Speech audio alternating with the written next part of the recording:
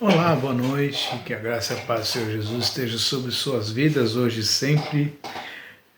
Estamos à beira de uma eleição, talvez a mais importante de que nós podemos participar. Sei que muitos estão com os nervos à flor da pele, porque há um momento de incerteza, um momento de angústia, um momento em que muitos de nós estamos ansiosos, estamos esperançosos quanto ao que vai ser, qual é o futuro que nos é reservado. Isto me fez lembrar uma música do João Alexandre, que ela começa assim: como será o futuro do nosso país? Vejo a pergunta no olhar e na alma do povo.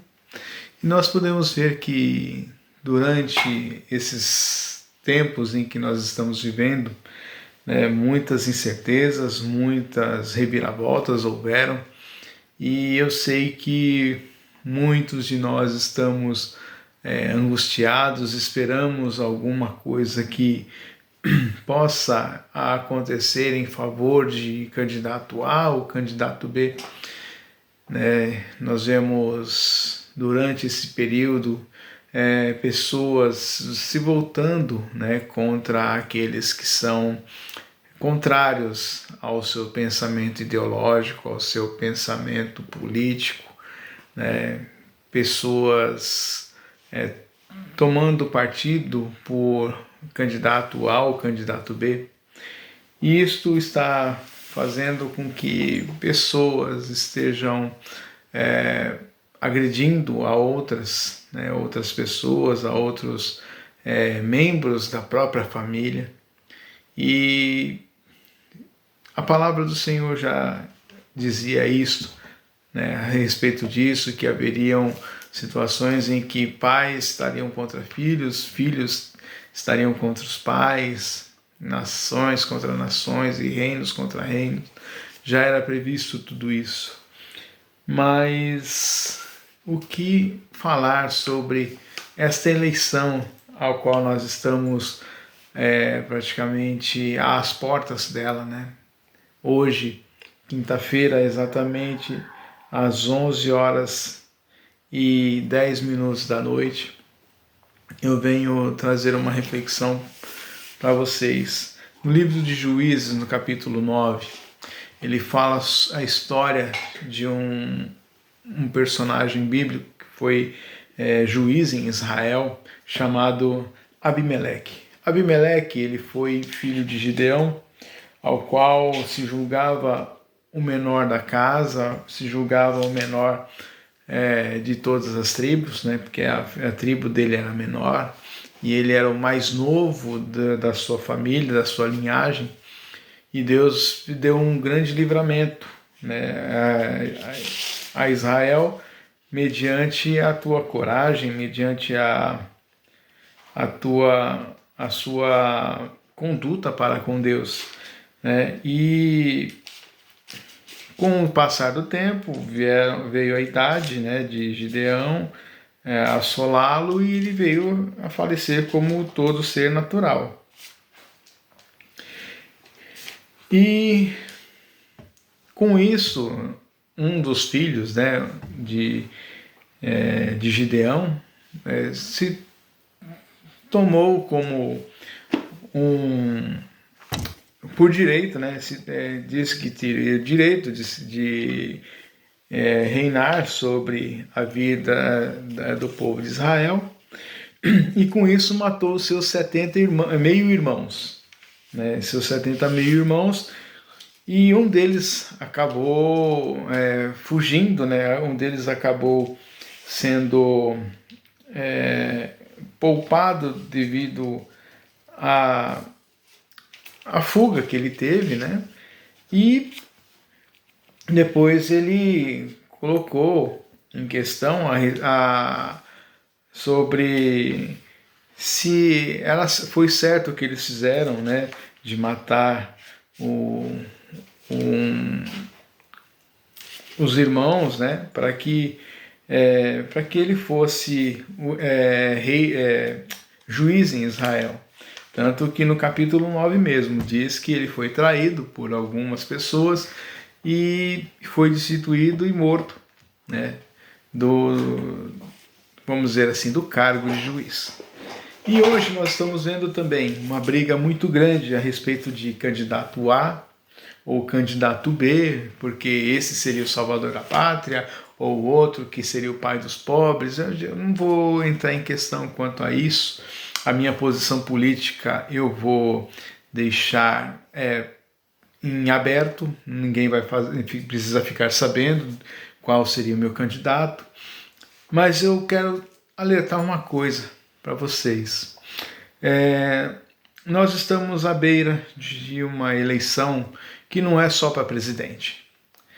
Afinal de contas, o que seria mais importante para a nação brasileira, o que seria de grande valia, né, seria para que nós pensássemos mesmo a respeito dos deputados e senadores.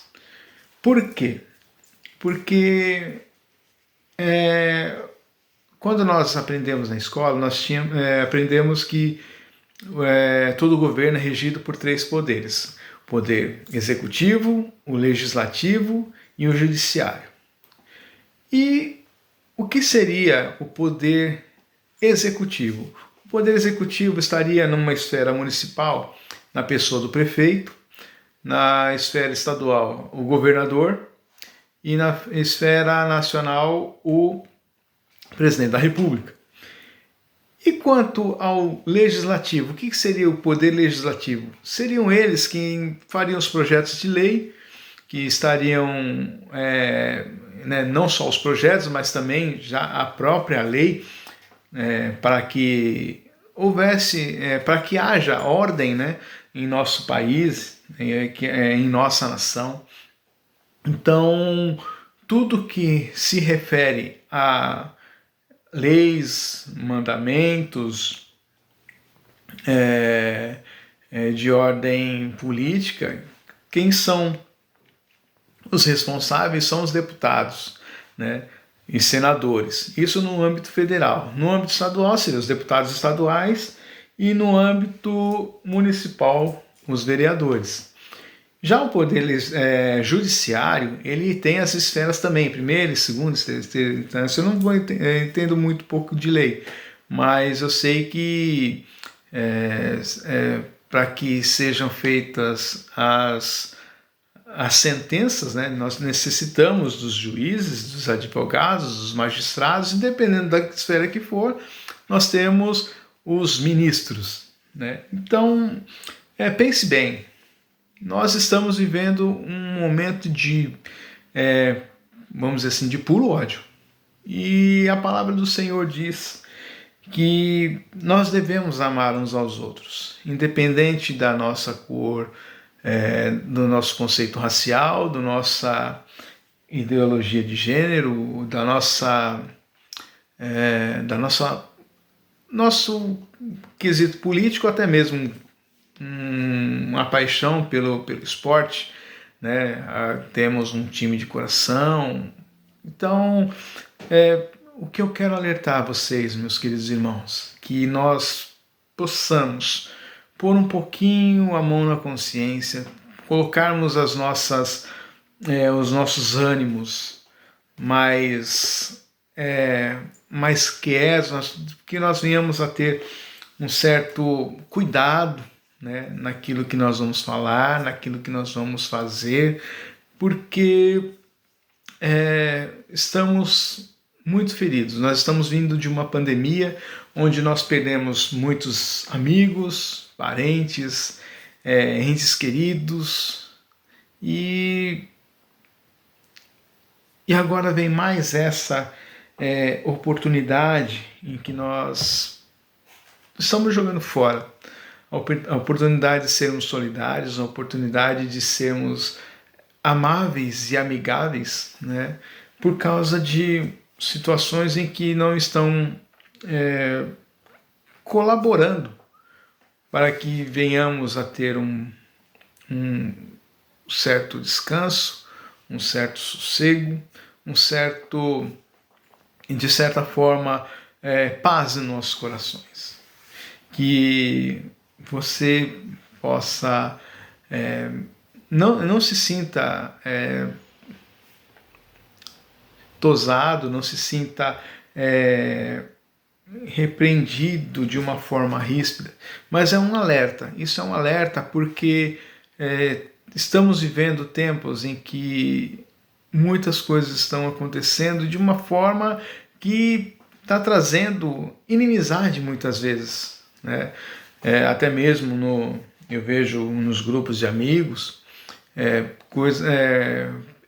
pessoas que são partidários a determinado candidato não se darem bem com outros candidatos, né, que praticamente estamos colocando como ídolos, né, como pessoas que seriam realmente salvador da pátria. E sabemos que não é assim, né, principalmente nós como cristãos, nós sabemos que não é plausível, né, nós colocarmos a nossa confiança em uma pessoa de carne e osso. Mas sabemos que se nós colocarmos os nossos corações, a nossa confiança em Deus, Ele pode e vai fazer com que nós venhamos a sentir paz, a sermos amáveis uns com os outros e também se colocarmos, né, na posição de intercessores da nação, independente de qual seja o candidato ao qual venha ser eleito para governar por mais 4 anos a partir do dia 1º de janeiro. Que você e eu possamos ter paz, que nós possamos, durante esse período ao qual nós estamos vivendo, sentir a mão do Senhor, a mão de Deus sendo colocada sobre as nossas vidas. E que no final da música nós possamos entender que há uma esperança. Essa música do João Alexandre, que eu acabei de... iniciei esse vídeo, né, mencionando ela diz assim: Brasil, olha para cima, existe uma chance de ser novamente feliz. Brasil, há uma esperança. Volte os seus olhos para Deus, o justo juiz. Que você entenda que não é uma pessoa só que vai fazer ou não com que esse país possa ser próspero, mas sim a união, mesmo na diferença, mesmo na diversidade, que vai fazer com que muitas pessoas possam ser agraciadas, que muitas pessoas possam ser abençoadas, que muitas pessoas possam ter vida digna. Que a nossa oração seja para que não se governe, não se legisle e nem se julgue por causa própria. A intenção de um governo é para que seja um governo que esteja para o povo, não para interesse próprio.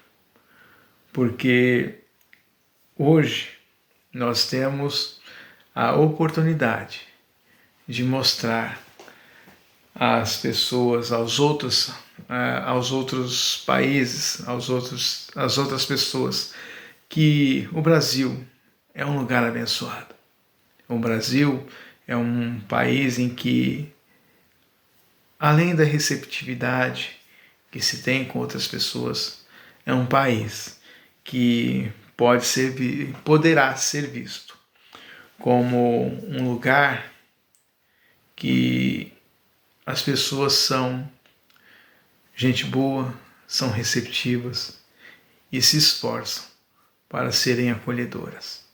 A minha oração é que durante esses dias que antecedem, não só apenas presidente ou governador, mas sim deputados e senadores possam ser escolhidos para que a nossa nação seja abençoada. Não estou dizendo para votar em candidatos de linhagem religiosa, mas que tenham um compromisso, primeiramente com Deus e depois com o próximo.